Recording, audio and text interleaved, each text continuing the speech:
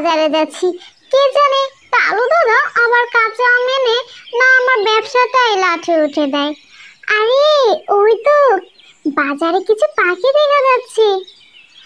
এই এসো এসো, আমার কাছে এসো, কাঁচা সুস্বাদু আম নিয়ে যাও। আম নিয়ে বরফ কুচির সাথে জুস খেলে পুরো শরীর একদম চাঙ্গা হয়ে যাবে। নিয়ে যাও নিয়ে যাও, কাঁচা আম নিয়ে যাও। আরে দাও তো দেখে 1 কেজি কাঁচা আম। এই নিন দিদি, 1 কেজি কাঁচা আম। আরে আরে তোমরা সবাই কি করছো? টুনির আম বাসি পচা, যখন আম কিনবেই তাহলে বাসি পচা আম কেন কিনবে?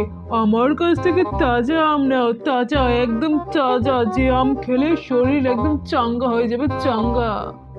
কালু দাদা এটা কিন্তু ঠিক হচ্ছে না, আমার আম বাসি পচা এ তোমায় কে বলছে? আমি আজ সকালে আমার গাছ থেকে ভালো আমগুলো বেছে বেছে পেড়ে নিয়ে এসেছি। খবরদার বলে দিচ্ছি, মিথ্যা অপবাদ দিবি না, তাহলে কিন্তু খুব খারাপ হয়ে যাবে, বলে দিচ্ছি আমি। আরে চুপ, অসাধু মিথ্যা ব্যবসায়ী কোথাকার! তোমরা কেউ ওর থেকে একদমই কাঁচা আম কিনবে না। আমার কথা শোনো, তোমরা আমার কাছে এসো এবং আমার তরতাজা আম নিয়ে যাও। না মা, তোমরা এদিকে এসো, আমার আমগুলো নিয়ে যাও। কালু দাদা যা বলছে সবই মিথ্যা, তোমরা আমায় বিশ্বাস করো, দয়া করে আমার আমগুলো কিনে নাও। আরে ধুরো, আমি কিনবো না। তোমরা যা শুরু করছো, এর ভিতরে কিভাবে আম কিনতে পারে?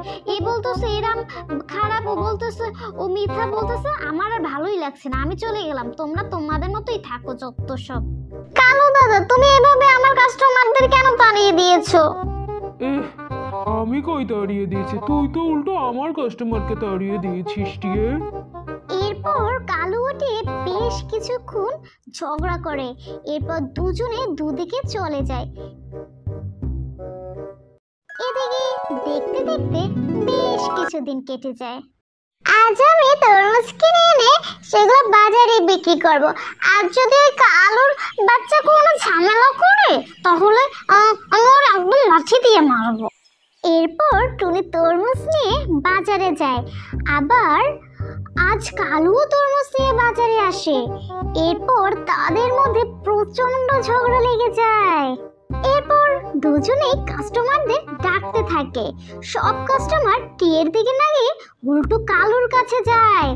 এরপর টিয়ে রাগ করে তরমুজের ঝুড়ি ফেলে রেখেই চলে যায়। এসব দেখে কালু খুবই মজা পায় এবং টিয়ের ফেলে রাখা তরমুজের ঝুড়িটি নিজের কাছে নিয়ে আসে। টিয়েটা সত্যি একটা পাগল, আজ আর তরমুজগুলো বিক্রি করে টাকাগুলো ওকে দিয়ে দেবো অনেক। কালু আপন মনে ব্যবসা করতে থাকে।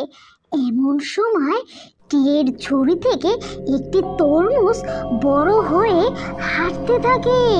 এদিকে বাজারের সবাই দেখে খুবই ভয় পেয়ে যায় এবং সবাই যে যার মতো দৌড়ে পালায়। আমার খুব খিদে লেগেছে, আমায় খাবার দে, আমার ক্ষুধা লেগেছে, পেটে বড় ক্ষুধা,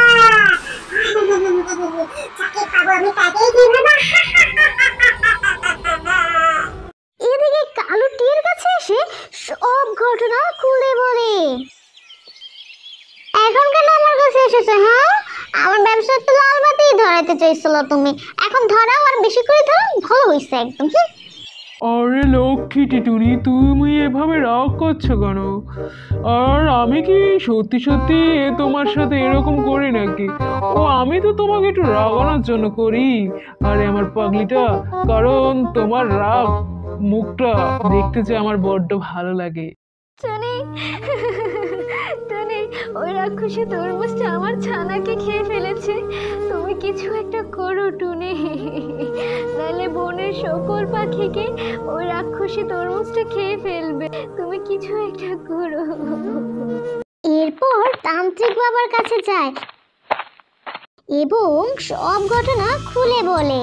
এরপর তান্ত্রিকের দেওয়া একটি জাদুর তলোয়ার নিয়ে টুনি রাক্ষসী তরমুজের কাছে যায়।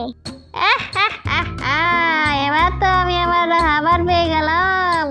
আমার খুব খিদে পেয়েছে, আজ আমি পেট ভরে খাবো। এই জন্য মেঘ না চাইতেই বৃষ্টি, কোথায় আমি খাবার খুঁজতে বের হবো তা না, খাবার